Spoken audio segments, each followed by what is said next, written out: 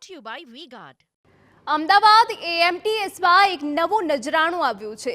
વર્ષો પછી હવે ફરીથી અમદાવાદમાં ડબલ ડેકર બસ દોડી રહી છે અને બસ પણ કોઈ જેવી તેવી નહીં, અદ્યતન ઇલેક્ટ્રિક અને એ પણ એસી વાળી। TV9ની ટીમે ડબલ ડેકર બસની મુસાફરી કરી અને મતદારોનો મિજાજ જાણવાનો પ્રયાસ કર્યો। એક વખત હતો જ્યારે અમદાવાદમાં પણ અન્ય શહેરોની જેમ ડબલ ડેકર બસ દોડતી હતી, પરંતુ 1990માં તે બંધ થઈ ગઈ અને હવે 33 વર્ષ બાદ ફરીથી અમદાવાદમાં ડબલ ડેકર બસની શરૂઆત થઈ છે। આજે આપણે ડબલ ડેકર બસની મુસાફરી કરીશું અને મુસાફરોનો લોકસભાની ચૂંટણીને લઈને શું મંતવ્ય છે, તેમનો મિજાજ શું છે તે જાણવાનો પ્રયાસ કરીશું। નમસ્કાર, આપ જોઈ રહ્યા છો TV9, હું છું હાર્દિક મોદી। સીધી કરીએ મુસાફરી।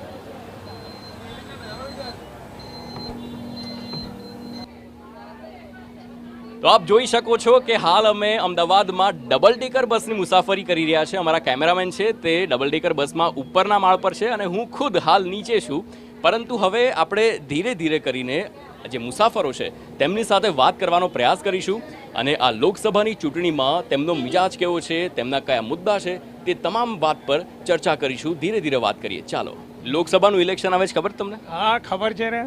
મતદાન કરવાના? હા, મતદાન 100% કરવાનું। શું લાગે છે આ વખતે લોકસભાનો કેવો છે મિજાજ? મિજાજ વિકાસનો છે ને, એટલે વિકાસ તરફ સરકાર લઈ જાય છે।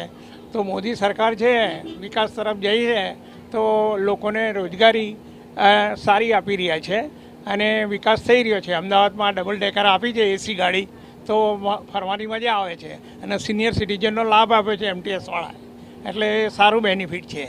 એટલે ગમી ડબલ ડેકર બસ? ગમી ડબલ ડેકર બસ ગમીને, એસી છે, સારી સુવિધા છે, ગમે જ ને। ડબલ ડેકર બસમાં મજા પડી ગઈ ભાઈ બધાને। આપણું નામ? માનવ। માનવ, અમદાવાદના? હા, અમદાવાદનો। કેવો અમદાવાદનો વિકાસ કેવો? સારો છે, સારો। શું ગમ્યું અમદાવાદનું? સારી, આમ બસની સુવિધા સારી કરી છે। डबल डेकर છે, एसी वाली बस છે।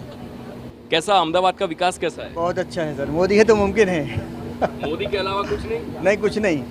इस बार लोकसभा का इलेक्शन भी बिल्कुल मोदी ही आएगा, और कोई नहीं? और कोई नहीं। क्यों ऐसा लोग क्या काम किया है मोदी ने? डेवलपमेंट किया, मंदिर, राम मंदिर का निर्माण करवाया, जो हिंदुओं की आस्था केंद्र है, और डेवलपमेंट हुआ। आपको आप देखिए ना सड़कों पर निकल के डेवलपमेंट कितना हुआ है। सारे रोड, हाईवे, सारे कुछ अच्छा है। मतलब अहमदाबाद और गुजरात में काम अच्छा हुआ है? गुजरात में काम अच्छा हुआ है सर, पूरे हिंदुस्तान में काम अच्छा हुआ है। यूपी एमपी की सड़कें जो कभी चलने लायक नहीं थी, आज वहाँ पर अच्छे से मतलब चल पाते हैं। ડબલ ડેકર બસથી તો ખુશ જ છે, પરંતુ મોદીની ગેરંટીની વાત આવી, એ મોદીની ગેરંટી પણ તમને લાગે છે કે તે પૂરી થશે? આપણે બીજા લોકો સાથે પણ વાત કરવાનો પ્રયાસ કરીશું। અહીંયા મહિલાઓ પણ છે। લોકસભાની ચૂંટણી આવે છે, ખબર છે? હા, મતદાન કરવાના? હા। એટલે કે મોદીનો કયો મુદ્દો? એ તો હવે બધા એ જ કહે છે કે મોદી આવશે તો મોદી જ આવવાના ને, બધી સુવિધા કરે, પુલ બનાવ્યા, રેલવે ગાડીઓ કાઢી, એટલે બધા મોદીનું જ કહે છે તો મોદી જ આવશે। સુવિધા કરે એ પ્રમાણે આવે ને। મોંઘવારી નડે છે? મોંઘવારી તો છે, પણ હવે એ ધીમે ધીમે એ કરશે। શું મોંઘું થયું સૌથી? સૌથી તો તેલ ને લોટ ને એને બધું મોંઘું છે, શાકભાજી, ડુંગળી સસ્તું થઈ જશે। હવે આરામથી ધીમે ધીમે કરશે। રાશન કાર્ડથી ફાયદો થાય છે?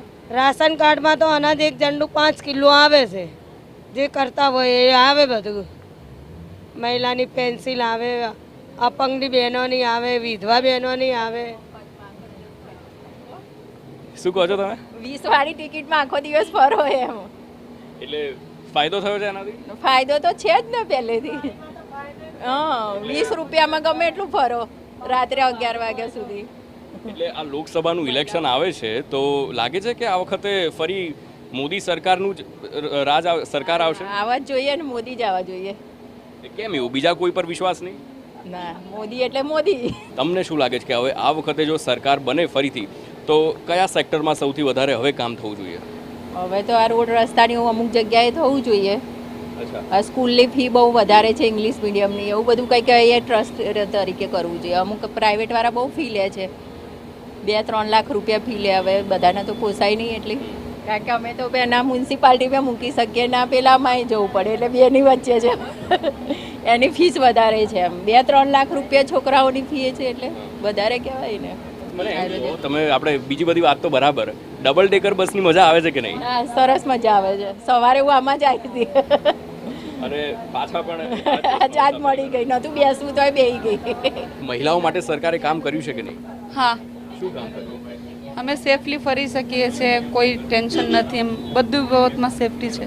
મોંઘવારી નડે નડે છે? છે, શું મોંઘું થયું છે? બધું વસ્તુ મોંઘી થઈ ગઈ છે. કેમ કે બધું રાશન લઈને બધું કપડે બપડે બધામાં જીએસટી એટલું બધું લગાડી દીધું છે, એટલે મોંઘવારી તો છે જ ને. તો હવે આપણે ઉપર આવીએ અને આ ડબલ ડેકર બસના ફર્સ્ટ ફ્લોર પરથી હવે આપણે જાણવાનો પ્રયાસ કરીશું કે મતદારોનો મિજાજ શું છે. સીધી વાત કરીશું. મેડમ, આપનું નામ? જલ્પા શાહ. ફર્સ્ટ ફ્લોર પર બેસીને મુસાફરી કરવાની મજા આવે છે? હા, બહુ મજા આવે છે. એટલે કેવું આમ નોર્મલ બસ કરતાં કેવું અલગ લાગે? નોર્મલથી ઘણું વધારે સારું લાગે છે. હાઈટ ઉપરથી બધું જોવાની પણ વધારે મજા આવે છે. જનરલી અમે જે બસમાં ટ્રાવેલ કરીએ છીએ એમાં આવી રીતના જોવા નથી મળતું. એટલે આમ અમદાવાદ દર્શન જેવું લાગે? યસ. શું લાગે છે આ વખતે લોકસભાનું ઇલેક્શન પણ છે, તો કયા મુદ્દાઓને ધ્યાનમાં રાખીને મતદાન કરશો? એ બધાનો તો બહુ કંઈ ખ્યાલ નહીં, પણ વિકાસ તો સારો જ થાય છે. શું વિકાસ થયો છે? અત્યારે તો આ સિટી આ જે સિટી બસ છે એમાં આટલું ઇમ્પ્રુવમેન્ટ તો દેખાય જ છે. મેડમ, આપને શું લાગે છે અમદાવાદમાં વિકાસ થયો છે? થયો તો છે, પણ આમ જોઈએ એવો નથી થયો. બધી એમને સારી સગવડ કરી છે આપણા માટે, પણ અમુક લોકોને ખાલી મોંઘવારી પર નડતર થઈ ગઈ છે. મધ્યમ વર્ગના માણસ તો મરી જ જાય છે, એમને તો મોંઘવારી કેટલી નડે. બાકી વિકાસ સારો છે એમનો બધો. એમ ગૃહિણી હોય એટલે મોંઘવારી તો નડે જ, કારણ કે બજેટ છે આપણી પાસે, બજેટ પર આખું ઘર ચલાવવાનું છે. બિલકુલ. મેડમ, તમને શું લાગે છે મોંઘવારીનો મુદ્દો છે આ વખતે? હા, મોંઘવારીમાં મુદ્દો તો છે જ, કારણ કે અમારા ઉપર જ બધું ચાલે છે, અમને જ બધા વાઢે છે. શું કરવાનું એનું બોલો? એટલે એક ફિક્સ બજેટમાં ઘર ચલાવવું પડે છે. હા, શું મોંઘું થયું છે? બધું બહુ જ મોંઘું થયું છે. જેમ કે હા, બધું જ એકથી 100 સુધીનું. સ્કૂલની ફીસ બધું જ. સ્કૂલની ફીસ મોંઘી થઈ છે, એજ્યુકેશન પણ બહુ મોંઘું થઈ ગયું છે. પછી સિલિન્ડર, ગેસના સિલિન્ડર, ઇલેક્ટ્રિક, પછી પેટ્રોલ, અનાજ પાણી, ફ્રૂટ, શાકભાજી, ઘઉંનો ભાવ કેટલો છે, ચોખાનો ભાવ કેટલો, દાળનો ભાવ કેટલો, અને છોકરાને ખવડાવીએ તો શું, ચટણી રોટલો? બોલો. એટલે આ બધું અમારા ઉપર જ બધું કટિંગ કરે છે. એટલે સરકારે મહિલાઓ માટે વધારે કામ કરવું જોઈએ, હજી બીજી યોજનાઓની જાહેરાત કરવી જોઈએ? હા, કરવી જોઈએ. અચ્છા, આ મોદી સરકાર છે, છેલ્લા 10 વર્ષમાં ભારતમાં મોદી સરકાર છે, એમણે કામ કર્યું છે? હા, એમણે ઘણું બધું કર્યું છે. તો કોણે કામ નથી કર્યું? હવે એ તો મને નથી ખબર. આ ભાવ કેમ વધે છે એ અમે તો કઈ જોવા ગયા નથી. ત્યાં ભાવ આટલો બધો કેમ વધે છે એના માટે ભારત સરકાર જવાબદાર નથી? નથી જ ને.